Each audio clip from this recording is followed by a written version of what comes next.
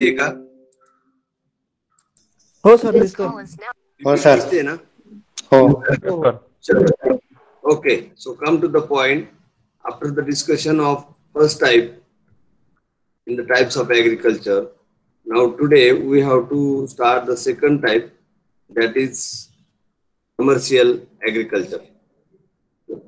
Commercial agricultural system.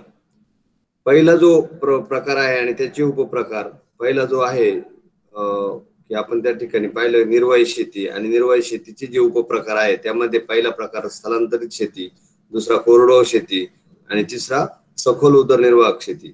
या तीन उपप्रकारांचा विचार केल्यानंतर दुसरा जो मुख्य प्रकार आहे व्यापारी शेती. व्यापारी शेतीचा आज आपण विचार करणार आहोत. आणि व्यापारी शेती म्हणजे काय काय, व्यापारी शेतीचे प्रदेश कोणते कोणते आहेत आणि व्यापारी शेतीची वैशिष्ट्य काय आहेत याचा आपल्याला आज या ठिकाणी विचार करायचा आहे. अगदी व्याख्यानांचा विचार करण्याच्या अगोदर मी तुम्हाला लक्षात राहण्याच्या दृष्टिकोनातून एक गोष्ट सांगतो की जो अगोदरचा पहिला प्रकार पाहिला आपण की निर्वाही शेती, आणि निर्वाही शेतीच्या एक्झॅक्ट विरुद्ध निर्वाही शेती जर कळाली आपल्याला तर त्याच्या अगदी विरुद्ध exactly opposite to the subsistence farming there is a commercial farming. एकदा का निर्वाही शेतीची वैशिष्ट्ये कळली की व्यापारी शेतीची वैशिष्ट्ये आपोआप कळतील, कारण ते बरोबर एकमेकांच्या विरोधात आहेत. आता निर्वाही शेतीमध्ये आपण पाहिलं की निर्वाही शेती ही पूर्णपणे कुटुंबाचा चरितार्थ चालवण्यासाठी, कुटुंबाची गरज भागवण्यासाठी केली जाते. व्यापारी शेतीमध्ये मात्र पूर्ण विरुद्ध, आपली गरज भागवून जो नफा मिळेल, जो ही फायदा होईल, तो फायदा घेण्यासाठी ती शेती केली जाते. आणि अगदी सुरुवातीच्या म्हणजे 18व्या शतकाच्या साधारणपणे शेवटामध्ये ही शेती सुरू झालेली आहे. शेवटी 18व्या शतकाच्या शेवटी ब्रिटिश, डच, फ्रेंच आणि इतर काय जे व्यापार करणारे लोक होते किंवा राज्यकर्ते होते, ज्या ज्या देशांनी जगावर राज्य केलं, अशा देशातील लोकांनी साधारणपणे व्यापाराच्या दृष्टिकोनातून 18व्या शतकाच्या शेवटी सुरुवात केली आणि ते आफ्रिका, त्यानंतर आशिया आणि अमेरिका या खंडांमध्ये जाऊन पोहोचले व्यापाराच्या दृष्टिकोनातून. आणि व्यापारी दृष्टिकोनातून ते गेल्यानंतर त्यांनी शेती सुरू केली आणि म्हणून याला व्यापारी शेती असं म्हणतात. ही झाली सर्वसाधारण माहिती. परंतु जेव्हा आपण व्याख्येचा विचार करतो तेव्हा आपल्या असं लक्षात येतं की नेमकी व्यापारी शेती म्हणजे काय. तर पहिली व्याख्या आहे, ज्या शेती प्रकारात नफा मिळविण्याच्या दृष्टीने शेती केली जाते त्या प्रकाराला व्यापारी शेती असे म्हणतात. असा शेती प्रकार की फक्त नफा, there is only profit, to make the money, to make the benefit, it is the main objective of the commercial farming. आपल्याला शेतीतून जास्तीत जास्त नफा कसा मिळेल या दृष्टीने जी शेती केली जाते त्या शेती प्रकाराला व्यापारी शेती असे म्हणतात. दुसरी शेती आहे, ज्या शेतीतील सर्वच उत्पादन हे विक्री करण्याच्या उद्देशाने घेतले जाते, अशा शेती प्रकाराला व्यापारी शेती असे म्हणतात. निर्वाही शेतीमध्ये आपण पाहिलं की जेही उत्पादन येईल ते कुटुंबासाठी वापरलं जातं. विकलं तरी त्या विकलेल्या मालातून आलेल्या पैशातून कुटुंबाची गरज भागवली जाते. परंतु या ठिकाणी मात्र अगदी विरुद्ध आहे. जे उत्पादनं इथे येतील ती सर्व उत्पादने बाजारपेठेमध्ये विकली जातात आणि विकण्याच्याच दृष्टिकोनातून ती निर्माण केली जातात. घरी ठेवू, स्टॉक करू किंवा नंतर विकू वगैरे हे प्रकार तिथे नसतात. आणि म्हणून जास्तीत जास्त नफा कसा होईल, जास्तीत जास्त उत्पादन कसं येईल आणि ती विक्री करून जास्तीत जास्त पैसा कसा येईल, हा पैसा मिळवण्याच्या दृष्टिकोनातून जी शेती केली जाते त्या शेती प्रकाराला व्यापारी शेती असे म्हणतात. आता ह्या दोन व्याख्यांवरून तुमच्या सहजपणे लक्षात आलं असेल की नेमकी व्यापारी शेती म्हणजे काय. So commercial farming is nothing but to make the money from agriculture, to make the profit from agriculture and to make the benefit from agriculture. That is nothing but the commercial farming or commercial agriculture. आता मग प्रश्न निर्माण होतो की शेती कुठे केली जाते. तर जेव्हा आपण प्रदेशांचा विचार करतो तेव्हा आपल्या सहज लक्षात येतं की एक इथे पूर्णपणे विरोधाभास असलेलं वैशिष्ट्य सांगतो. आपण निर्वाही शेतीमध्ये पाहिलं की निर्वाही शेतीमध्ये अतिशय छोटे छोटे तुकडे असतात आणि तिथे अतिशय भूआकार किंवा भूप्रदेश हा कमी असतो, शेती क्षेत्र कमी असतं. परंतु इथे मात्र पूर्ण उलट आहे. जे देश लोकसंख्येने कमी आहेत आणि भूप्रदेशाने मोठे आहेत अशाच देशांमध्ये ही शेती करता येते. कारण काय, आपल्याकडे माहिती जमिनीचं तुकडीकरण झाल्यामुळे, विभागणी झाल्यामुळे खूप छोटे आकारमान शेतांचे झाले आहेत. परंतु रशिया, ऑस्ट्रेलिया, कॅनडा, अमेरिका जे देश मोठ्या आकारमानाचे आहे आणि तिथे लोकसंख्या अतिशय कमी आहे, अतिशय विरळ अशा प्रकारची लोकसंख्या आहे, जनन दर खूपच कमी आहे आणि हे जनन दर कमी असल्यामुळे लोकसंख्या वाढू शकत नाही आणि भूप्रदेश मात्र मोठ्या प्रमाणात आहे. अशा वेळेस त्यांना पर्याय राहत नाही, कारण तिथे मॅनपॉवर कमी पडते, मनुष्यबळ कमी पडतं आणि या मनुष्यबळाच्या अभावी त्यांना यांत्रिकीकरणाचा वापर केल्याशिवाय पर्याय राहत नाही. आणि म्हणून जे देश आकारमानाने मोठे आहेत परंतु लोकसंख्येने कमी आहेत अशा देशांमध्ये म्हणजेच रशिया, ऑस्ट्रेलिया, कॅनडा आणि अमेरिका या देशांमध्ये शेती केली जाते. आता निव्वळ लोकसंख्या कमी आहे म्हणून तिथे सर्वच ठिकाणी केली जाईल असं नाही.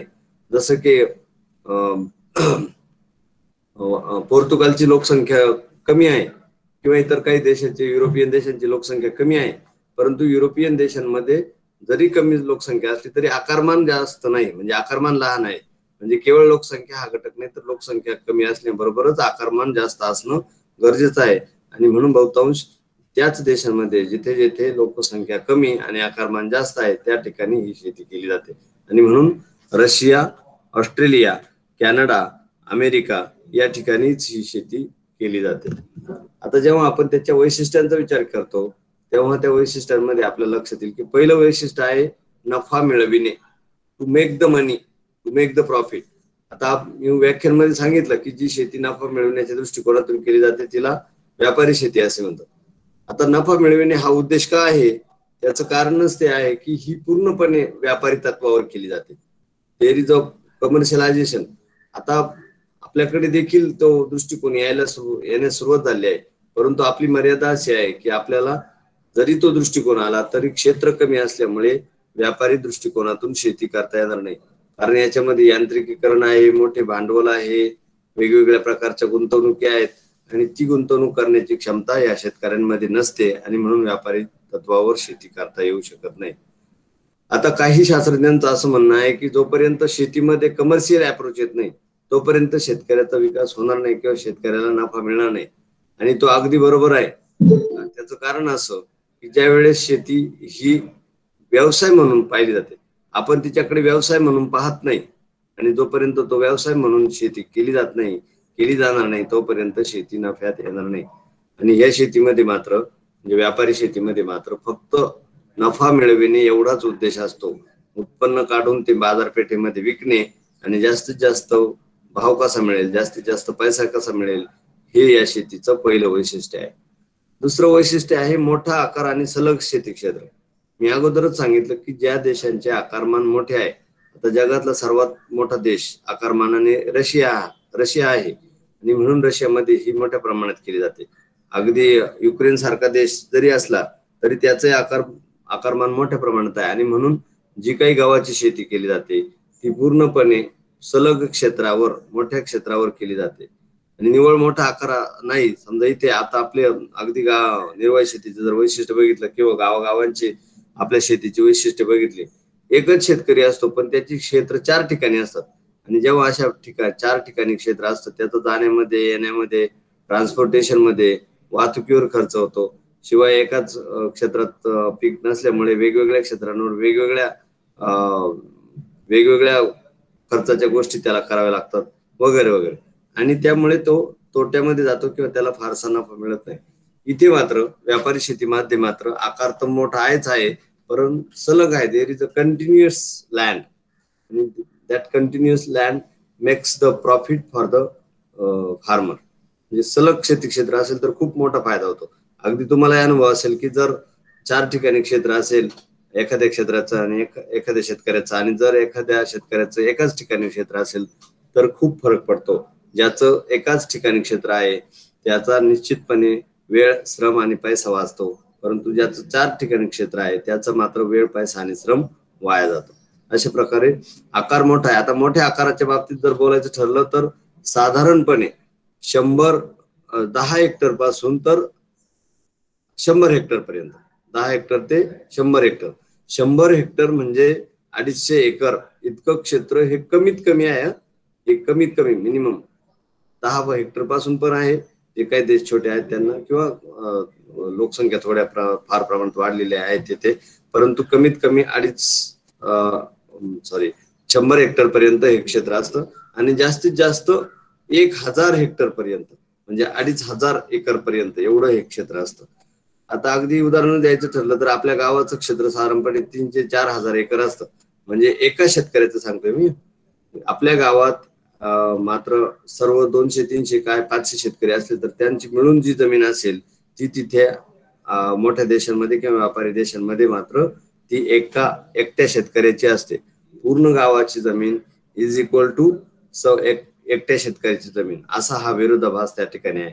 आणि हा मोठा आकार असल्यामुळे त्यांना एकच एक पीक घेताना फायदा होत असतो. आणि बहुतांश या ठिकाणी घेतली जाणारी पिकं ही व्यापारी दृष्टिकोनातूनच घेतली जातात. एकाच वेळेस पीक काढण्यासाठी येईल अशा प्रकारे घेतली जातात. एकाच वेळेस पेरणी करण्याचा शेतकरी प्रयत्न करत असतो आणि जास्तीत जास्त नफा कसा होईल यासाठी तो प्रयत्नशील असतो. आणि मोठ्या आकाराचा निश्चितपणाने त्या ठिकाणी फायदा त्यांना होत असतो आणि त्यातून त्यांना जास्तीत जास्त नफा मिळत असतो. तिसरं वैशिष्ट्य आहे यांत्रिकीकरण, mechanisation. Without the use of machines or without the use of equipments or the instruments they can't do the farming. जर आकार मोठा असेल तर ती शेती यंत्राशिवाय करूच शकत नाही. कारण आपल्याला माहिती आहे की शेतामध्ये खूप सारी कामं असतात की जी अगदी पीक काढणीपासून पीक लागवडीपासून तर पीक काढणीपर्यंत करावी लागतात. त्यामध्ये पेरणी असेल, त्या पूर्व मशागत असेल, त्यानंतर तण काढणी असेल किंवा स्प्रे देणं असेल, तणनाशक मारणं असेल, बुरशीनाशक मारणं असेल, कीटकनाशक मारणं असेल, त्यानंतर पोषक मारणं असेल किंवा इतर काय खतं देणं असेल, इरिगेशन सिस्टीम असेल किंवा पाणी पुरवठा करणं असेल, त्यानंतरच मळणी असेल, ते मळणी केलेले धान्य इतर गोडाऊनला वाहून नेण्याचं काम असेल वगैरे वगैरे, ही सर्व कामं त्यांना यंत्रानेच करावी लागतात. आणि जर ते माणसांचा वापर करत बसले किंवा माणसांचा वापर केला, मुळात तर माणसं नाहीच, त्यामुळे माणसांच्या अभावी, मॅन पॉवरच्या अभावी किंवा मनुष्यबळाच्या अभावी त्यांना यांत्रिकीकरणाशिवाय पर्याय नसतो. आता तुम्हाला कदाचित ऑस्ट्रेलिया किंवा कॅनडा किंवा रशिया या देशांमध्ये माहिती असेल की हे लोक हेलिकॉप्टरने फवारणी करतात. आपल्याकडे 2 एकर 1 एकर क्षेत्र असतं, ते मात्र आपल्याला शिकार पंप असेल किंवा फार तर पिस्टन असेल किंवा इतर काय आता थोडस एस आलेलं आहे, ट्रॅक्टरला एस लावतात वगैरे, हे छोटे छोटे उपकरणं किंवा छोटे छोटे साहित्य आपण शेतीमध्ये वापरत असतो. इथे मात्र मोठमोठे हार्वेस्टर असतात, मोठमोठे हेलिकॉप्टर्स असतात, मोठमोठे मळणी यंत्र किंवा मोठमोठे पेरणी यंत्र असतात आणि या सर्व यंत्रांचा वापर करून त्या ठिकाणी ते मशागत करतात किंवा इतर शेतीची सर्व कामे करत असतात. वाहतुकीसाठी सुद्धा मोठमोठे कंटेनर असतात. आपली वाहतूक ट्रॅक्टरद्वारे होते, इथे मात्र सर्व कंटेनरच्या द्वारे वाहतूक केली जाते आणि या कंटेनरचा वापर करून ते शेतकरी जास्तीत जास्त नफा मिळवण्याचा त्या ठिकाणी प्रयत्न करतात. यंत्राशिवाय ही शेती होऊच शकत नाही. अगदी मशागत असेल, आंतरमशागत असेल, ही सर्व कामे यंत्रानेच केली जातात. कोणतीही व्यक्ती स्वतः तिथे काम करत नाही, मॅन्युअली कोणतीही गोष्ट होत नाही, कारण खूप मोठे क्षेत्र असतात आणि मोठ्या क्षेत्रामुळे यांत्रिकीकरणाशिवाय पर्याय नसतो. पुढचं वैशिष्ट्य आहे मुबलक भांडवल. There is a requirement of huge capital. म्हणजे अगदी मशागत करण्यापासून पीक लावण्यापासून तर काढणीपर्यंतची सगळ्या कामांसाठी प्रचंड पैसा लागतो. मुळातच आपल्याला माहिती आहे की ज्याच्याकडे क्षेत्र जास्त त्याला भांडवलाची गरज जास्त असते. म्हणजे जर समजा एखाद्या शेतकऱ्याकडे 10 एकर क्षेत्र असेल आणि त्याच वेळेस दुसऱ्या गावातल्या एका शेतकऱ्याकडे 100 एकर क्षेत्र असेल तर त्याचा सर्व खर्च, लागवडीचा खर्च, बियाण्यांचा खर्च, खतांचा खर्च, औषधांचा खर्च, वाहतुकीचा खर्च, गोडाऊनचा खर्च, स्टोरेजचा खर्च, मार्केटिंगचा खर्च, हे सर्व खर्च त्या पटीने वाढत असत. आणि म्हणून the area of the farm determines how much capital is required for the particular farming किंवा to do the practice of farming. हे निश्चितच तेवढे त्या पटीत तो क्षेत्र वाढत असतं. आणि आपल्याला माहिती आहे की येथील सर्वच शेतकऱ्यांचे एकूण शेती क्षेत्र हे मुबलक आहे किंवा मोठ्या आकारमानाचे क्षेत्र आहे आणि म्हणून मोठ्या आकारमानाच्या क्षेत्रामध्ये जास्तीत जास्त गुंतवणूक करण्याशिवाय पर्याय नसतो. म्हणून मुबलक भांडवल लागते आणि खूप सारे प्रयोग त्या ठिकाणी ते भांडवलाचा वापर करून करत असतात. मग त्यामध्ये इरिगेशन सिस्टमची डेव्हलपमेंट असेल, लिक्विड खतांचा वापर करणं असेल, सूक्ष्म मूलद्रव्यांचा वापर करणं असेल किंवा वेगवेगळ्या रिसर्च लॅब उभ्या करून स्वतःच्या क्षेत्रामध्ये रिसर्च लॅब करून वेदर स्टेशन उभं करणं असेल. म्हणजे अगदी आपल्याकडे माहिती आहे काही शेतकऱ्यांना इथं निफाड किंवा पिंपळगाव या ठिकाणी बऱ्याच शेतकऱ्यांनी वेदर स्टेशन घेतले, जे की आपल्या कॉलेज इथं बसवलंय ऑटोमॅटिक वेदर स्टेशन. आता हे ऑटोमॅटिक वेदर स्टेशनची किंमत साधारणपणे 1.5 ते 2 लाख असते. आता ह्या 1.5 ते 2 लाखाची गुंतवणूक जर छोटा शेतकरी करेल तर त्याला नफा अजिबात होणार नाही किंवा त्याचं पूर्ण भांडवल त्यामध्ये अडकून पडेल. परंतु या मोठ्या शेतकऱ्यांकडे किंवा मुबलक आकारमानाच्या शेतकऱ्यांकडे मात्र मुबलक भांडवल असतं, कारण ते पूर्णपणे व्यापारी तत्वावर त्या ठिकाणी शेती करत असतात. अशा प्रकारे भांडवलाची गरज ते मोठ्या प्रमाणात लागते आणि ते भांडवल मोठ्या प्रमाणात वापरत असतात. पुढचा आहे वाहतूक व दळणवळण सुविधांचा वापर. Transportation and communication system of the facilities are completely developed in the commercial farming. Without these facilities they can't do anything. कोणतीच गोष्ट त्यांना करता येणार नाही. कारण काय, काढलेला माल बाजारपेठेपर्यंत पोहोचवणं किंवा बाजारपेठेपासून काही उपकरणं घेणं, खतं घेणं, औषधं घेणं आणि ती शेतापर्यंत पोहोचवणं, यासाठी वाहतुकीची गरज असते, रस्त्यांची गरज असते. आणि रस्ते पण अगदी फुल मेंटेन्ड किंवा फुल्ली डेव्हलप्ड अशा प्रकारचे असतात. घनता रस्त्यांची दाट असते, जाळं दाट असतं. जितकं दाट जाळं असेल तितकं फ्रिक्वेन्सी वाढते, वाहनांची फ्रिक्वेन्सी वाढते, साधनांची फ्रिक्वेन्सी वाढते आणि म्हणून जास्तीत जास्त वाहतुकीच्या साधनांचा वापर केला जातो. त्यानंतर दळणवळण सुविधांचाही वापर केला जातो.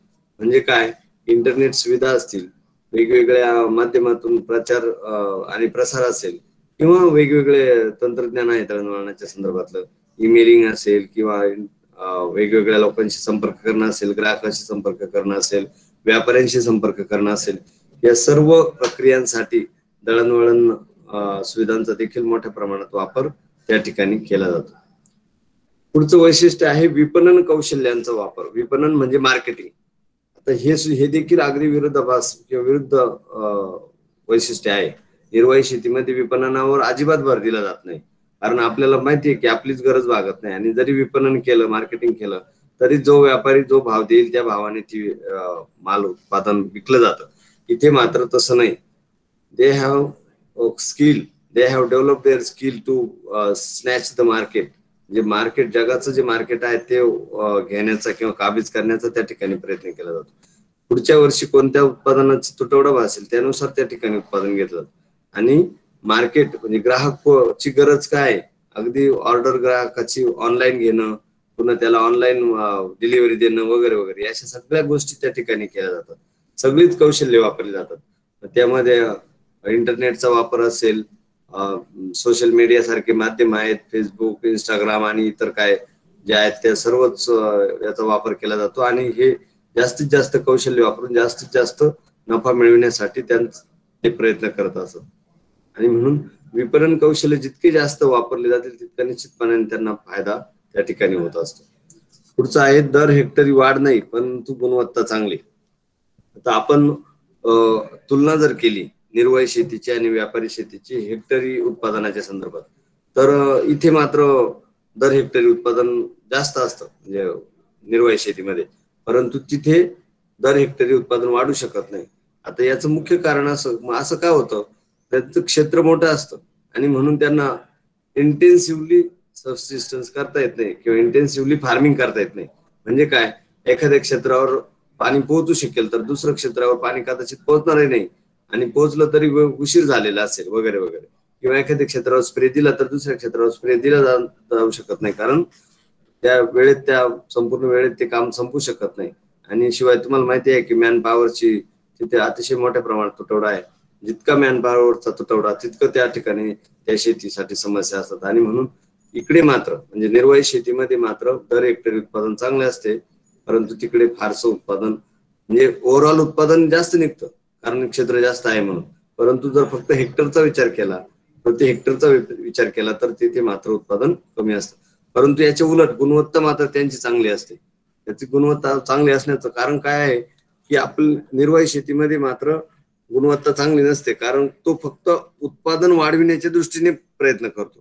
म्हणजे जसं की आता भाजीपाला आहे, भाजीपाला चांगला निघेल पण त्याची गुणवत्ता खत जास्त वापरल्यामुळे गुणवत्ता ढासळते, त्याच्यामध्ये रसायनांचा अवशेष तिथे उतरतो किंवा द्राक्ष बागांच्या संदर्भात सुद्धा आपलं दर हेक्टरी उत्पादन वाढलेलं आहे, परंतु क्वालिटी शिल्लक राहिलेली नाही आणि म्हणून एक्सपोर्टला प्रॉब्लेम येतात. आपल्याला माहिती आहे की आपलं दर हेक्टरी उत्पादन 100 क्विंटल दर एकरी उत्पादन 100 क्विंटलच्या वरती गेलेलं आहे. 150 पर्यंत काही शेतकरी जाऊन पोहोचलेले आहेत, परंतु त्यामध्ये पावडरींचा वापर किंवा खतांचा वापर किंवा रासायनिक खतांचा वापर, विविध वेगवेगळ्या रसायनांचा वापर केल्यामुळे गुणवत्ता ढासळते आणि त्यामुळे रेसिड्यू शिल्लक राहतात. त्या पावडरींचे अवशेष शिल्लक त्या उत्पादनामध्ये किंवा द्राक्षांमध्ये राहतात आणि म्हणून जरी उत्पादन वाढलं तरी आपली गुणवत्ता मात्र चांगली नसते. तिकडे मात्र त्यांची गुणवत्ता अतिशय चांगली असते. आणि आपल्याला माहिती आहे निव्वळ उत्पादन वाढवून चांगलं नाही, ग्राहकाला गुणवत्ता देखील मिळाली पाहिजे. जोपर्यंत गुणवत्ता मिळणार नाही तोपर्यंत ग्राहक मिळणार नाही. आणि आजचा ग्राहक हा अतिशय आपल्याला माहिती आहे की चोखंदळ झालेला आहे. म्हणजे त्याला जे पाहिजे तेच तो घेतो. अगदी भाव जास्त असला तरी ग्राहक पैसे मोजायला तयार आहे, परंतु गुणवत्ता चांगली असेल तरच आपल्याला मार्केटिंग करता येऊ शकतं. आणि या गुणवत्तेच्या जोरावर ते पूर्ण जगभर मार्केटिंग करतात आणि जास्तीत जास्त नफा कसा मिळेल यासाठी प्रयत्न करतात. आणि म्हणून या संपूर्ण वैशिष्ट्यांचा जेव्हा आपण विचार करतो तेव्हा आपल्याला असं लक्षात येतं की व्यापारी शेती ही पूर्णपणे नफा मिळविण्याच्या दृष्टिकोनातून केली जाणारी शेती आहे. ओके, इथे ही वैशिष्ट्य संपली. पुढचा जो प्रकार आहे मिश्र शेती, हिचा उपप्रकार आहे. व्यापारी शेतीचा पहिला उपप्रकार मिश्र शेती, त्याचा आपण विचार उद्या करूया. Thank you very much.